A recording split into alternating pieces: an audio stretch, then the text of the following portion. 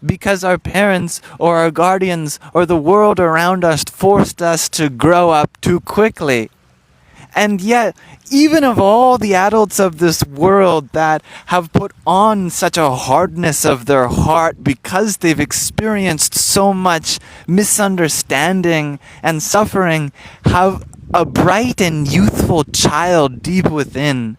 And when that child is free to come back out again, be free, be happy, be joyful, we have to play again. We have to see this world rather than something against us that we have to fight with. And instead, as a really great playmate, parent, beloved, and fellow child. It's such a mystery that we even exist at all. You know, we become so invested today in money, in making a living for ourselves, in trying to become someone, in trying at the very least to not disappoint others, to culminate some sort of power or prestige or privilege. We forget the great mystery of life because sometimes we need to remember none of this had to exist. Not this body, not this world, not this whole universe. And yet it does. Can we really reflect on how miraculous that is? Nothing could have existed, and yet something does. Why? And even if something could exist, there's no reason why it has to be alive. There could just be rocks and dust and particles and no consciousness. Heck, there could even be forms of life, humans, and yet just abiding by the laws of physics, they do what they do. But no, inside you, inside me, there's something that experiences things. There's something that can actually witness the photons that are hitting its retina and transmuting into electrochemical signals to light up our brain. There's something inside you that can actually experience your visual field. There could just be vibrations against your eardrum, and yet there's someone there to hear the vibrations that you are. There could just be a brain that thinks, but yet there's a witness to the thoughts themselves. There's someone that actually does get to experience the happiness, the joy, and the sadness and misery through this body and mind, and that you are. You are here to experience a world which is bigger than we can comprehend, being illumined by a star that's even incomprehensibly larger than this planet, in a solar system incomprehensibly larger than its star, in a galaxy incomprehensibly larger than a solar system, in a universe incomprehensibly larger than a galaxy. And all of that has come from something so mind-blowing. Nothing that we could ever comprehend, but there are some things that we can comprehend. We know that you and I are both experiencing the same thing. You and I both live on the same rock. You and I are both deep down equally as mystified and have no idea what we're doing on this planet. And we can come up with a million theories and reasons and traditions and religions and philosophies and science to explain it. But all of that is just an expression more than a final answer. A beginning and not the conclusion. And there is so much more to this story. I want everyone who is listening, maybe it's just one person, I don't know, I've walked away, it could just be Jerry. You, Jerry! And everyone else who could also be here. I want you to know, not from me because I'm special and the universe has chosen me to deliver this, but just because I want to, because I feel so happy to do so, that no matter how much you're struggling in life right now, that it gets better. No matter how misunderstood you feel, I could probably never understand fully the kinds of things that you've gone through because your experiences are unique to you.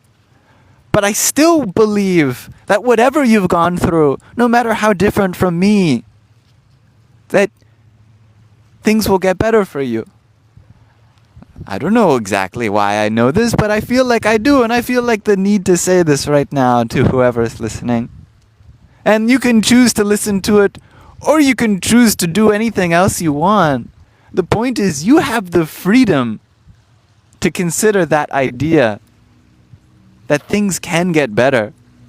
And if everything that we come up with in our mind is just that, an imagination, then at least imagine something better for yourself, because you have that ability. Sometimes it requires a bit of delusion in order for things to get better. Because if we're always going to be deluded, at least be deluded positively so. Whatever sicknesses, ailments of the body, mind, or spirit you feel overcome by, that can change. There are always going to be miraculous cases in medicine, but you can't exactly form a group study around them. 1 in a million, 1 in a billion cases where someone's chronic ailment goes away. Someone who suddenly wakes up one day to realize that they feel better. Or how about the trauma that used to inflict them for ages, for their whole life, suddenly starts fading away as though it were more like a dream than their only reality.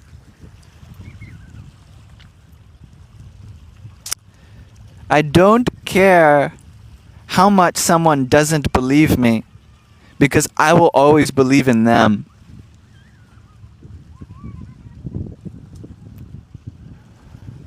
I don't care how much someone has given up on themselves, because I will never give up on them. I am a human being, and I have no idea what that means, but I do know that I have the capacity to choose what that means for myself, and I choose love. I choose hope. I choose purpose. And I want you to feel that empowerment to do the same yourself. I want to say I love you to whoever's listening, but not from me, but from the universe. And not because I'm someone special, but because I get to as being part of the universe. I love you. Whatever capacity I can speak on behalf of the universe. I love you. There's so much love inside us. We might be so hard on ourselves. We might have spent most of our life hating ourselves. We might have spent considerable energy in habits and belief systems that don't serve us and that we know don't serve us. And yet, all of that can change. You don't have to stick to something that doesn't serve you just because that's your only way that you know. And you don't have to take this from me, but take it from the part of you that knows this too. Because none of us are truly alone in our experiences. No matter how unique our life's journey has been, we all know what it's like to have a flicker of hope or sadness. And we can follow that sadness or we can follow that flicker of hope. The choice is yours, not mine. But I choose hope.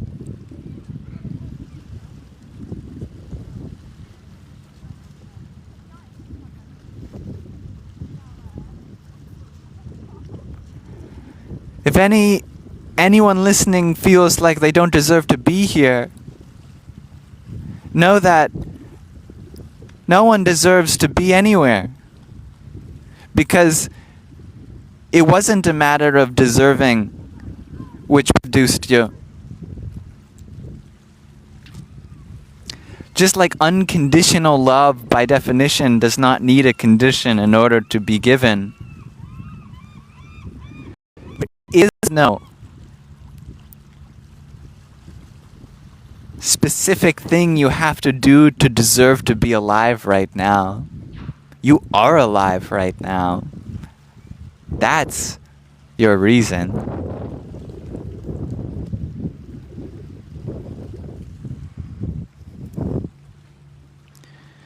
Your body is a gift to you. You acquired it. It came from the world. Every part of you was made from something outside of you. From your mother. From the food that you eat. All of it is a form of life transmuted to be a part of you. So as long as your heart is beating, that gift has been freely given to you for you to do what you want with it. And you have that choice. If your heart is still beating, then that means it has not given up on you. There is no part of you that doesn't deserve to be here. No matter how many times you've screwed up in life,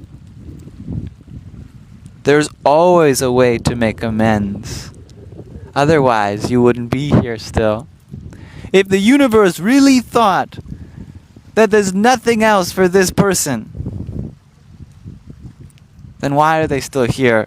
Why is the universe still animating their body? How is it that their heart is still beating? What beats their heart? You could say it's part of whatever will they have to live still there. And then even more so to the point, therefore you do have some will inside you that continues to pursue life. Follow that.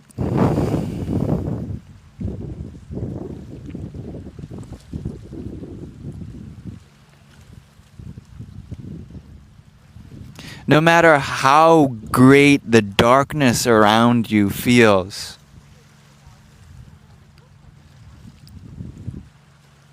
the more dark something is, the easier it can be illuminated. Right? An extremely dark room takes even little more than a small match to have things become visible. What to say of the shining soul that has never dimmed inside you?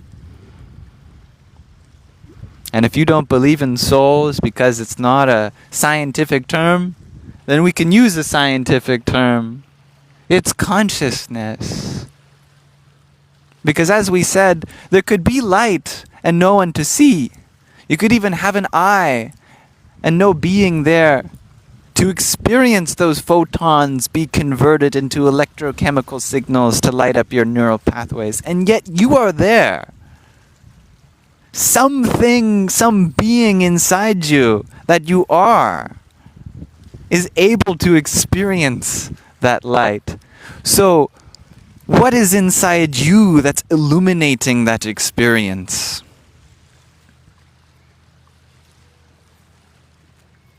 That is your inner light. What is inside you that's capable of consciously processing thoughts and deriving meaning from it? That is your light source, your inner light. And it has never dimmed. Even in the face of great sadness and misery and suffering, your inner light has illuminated all that. Right now, you might be shining light on so much sadness, so much anger, so much guilt, so much fear, but yet you're shining light on it. You're giving your consciousness, your awareness to that, and therefore you must have this consciousness, this awareness that you are giving to these places. Where can you give that to? so that the suffering can change into something better. Because what is fear and sadness and anger and guilt, etc., if not a place that deserves better? And if it deserves better, then why are you here to experience that potential, if not to assist in something?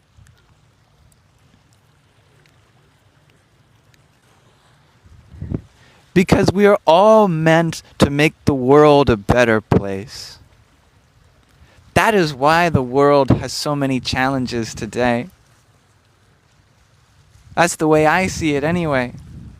I'm not here to suffer at the state of the world. I'm here to understand that the state of the world is dependent on what we do for it. And I'm inspired to take in that suffering and transmute it into hope and positivity. Because it's the least that we could do. In a world that seems to be lacking so much kindness, so much love, so much healing, then that means that there is so much purpose and value for our own kindness and love and healing. Because what we see in absence in the world is what we get to derive of presence from our inner world. It's never too late to be more kind, to be more loving, to be healing. Never too late. There are some very, very old systems in this world that maybe we've internalized.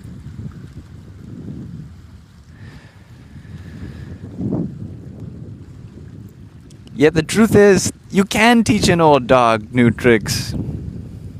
Because inside that old dog is a puppy too. Inside all of the systems in this world that maybe we have internalized, there is something new that once was. And that newness is ever there. Because this moment is always new. There's never been a moment like this before. And we can do anything with that. We don't have to abide by the systems that don't serve us, and they don't even serve the people that perpetuate them. Which is why I'm really not afraid of challenging them. Because I'm also on their side. Because they deserve better too. Because it doesn't actually make them happy. It's fundamentally impossible to actually become happy on another person's suffering. Even if it seems like it from the outside. The people that are struggling most are the people that are responsible for the most suffering. Because only beings that need so much love are the ones that are capable of creating so much love.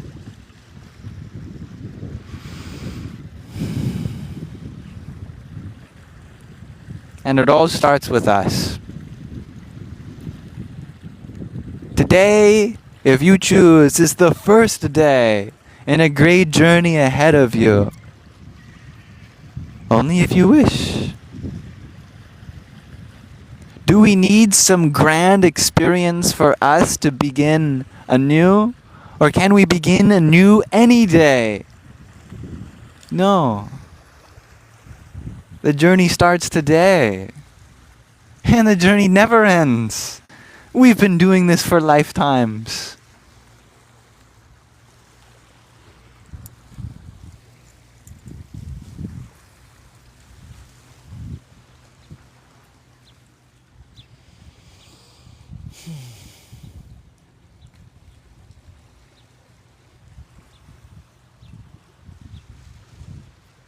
I love you. Aum asato ma sat gamaya Tamaso ma jyotirgamaya mrityorma mritangamaya. Om Shanti Shanti Shanti. Om. Lead us from what has yet to find truth to the truth. Lead us from darkness to the light, and from what has yet to find eternity to the eternal. Om, let there be peace in us. Let there be peace in our environment. Let there be peace in the forces that act on us. Alright, that's my monologue. I'm feeling like I have a new lease on life. And I want to share that with you all. I want you all to feel that you have a new lease on life too. Anyone's awakening can be your awakening. The idea came to me last week that you know what's more important? You know what's better than enlightenment? Way better. A smiling child. I would completely give up the spiritual path just to see a child smile. Really smile. The kind that illumines the whole world, you know? And maybe that can be your inner child. Forget enlightenment. There's nothing to chase in terms of spiritual advancement or realization. It doesn't exist. But the smile of a child does. And that is the most enlightening of all. Gleaming from ear to ear.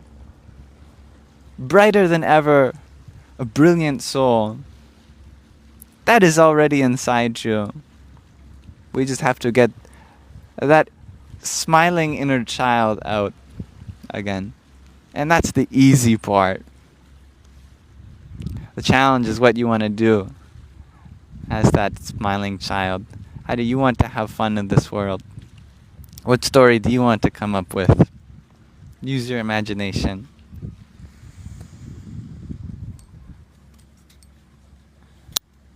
Alright. I'm going to ground this body and mind with some nourishment, take care with some food, and spend time with my beloved. I have so much love right now. So, some formalities that I do at the end of every live stream. I upload these lives to my YouTube channel, Yam Shakta Lives. You can find that in the link in my bio, shakta.ca, shakta.ca. Maybe there's something that you can derive value from listening again. It's there, especially for those who wanted to be here and can only watch it later.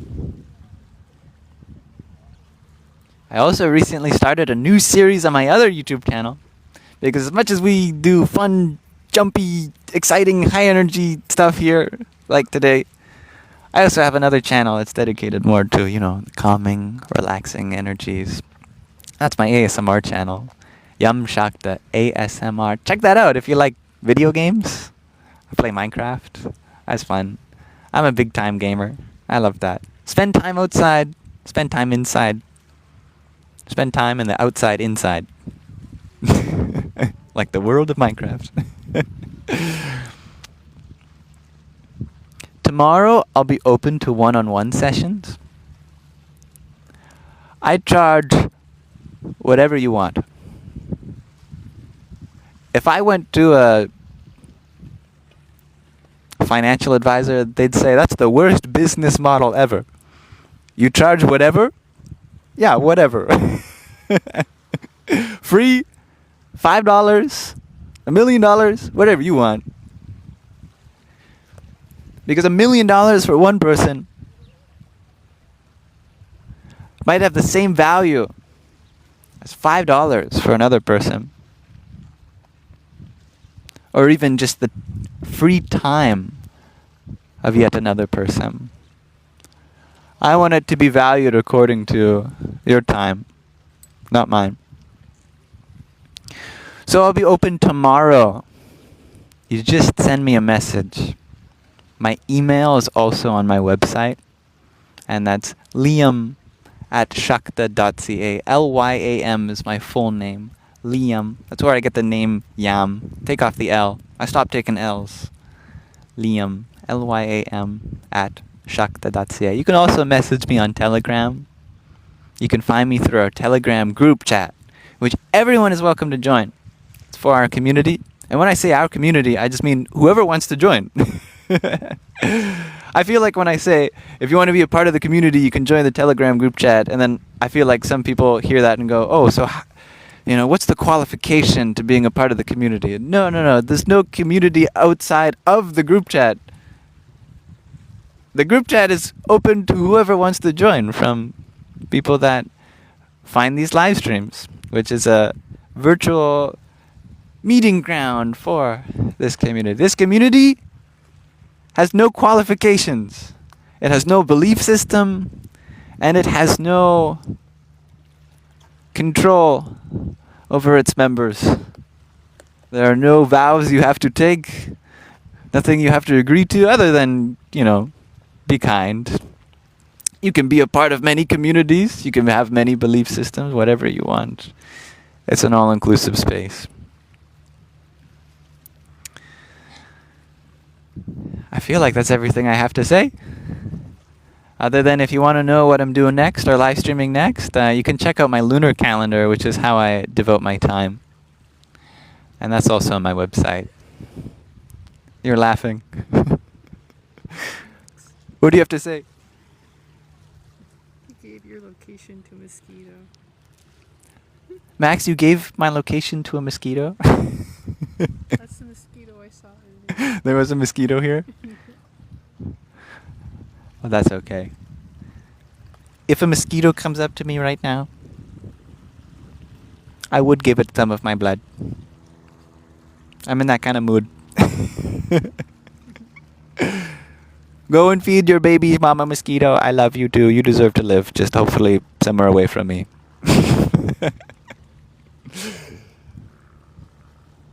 We all have a place on this planet. We're just finding their habitat that works best for everyone. Let me kiss you. There's a mosquito right there on your shirt. There is? Oh, no, never mind. No, never mind. Incorrect. Okay. Thank you, Cherry, for your rose.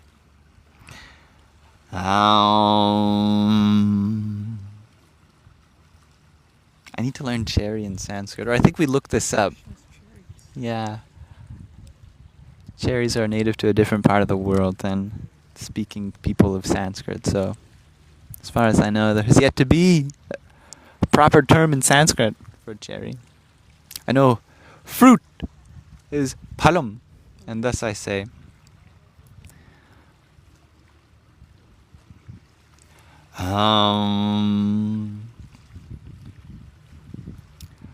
Rakta Phalaya Namaha. Salutations to the red fruit.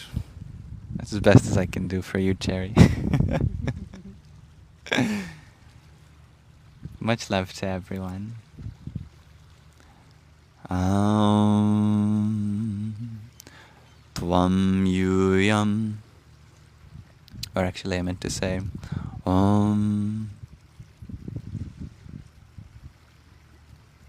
Yuyam Priye, which means I love you all, and Namo Vaha, salutations to you all.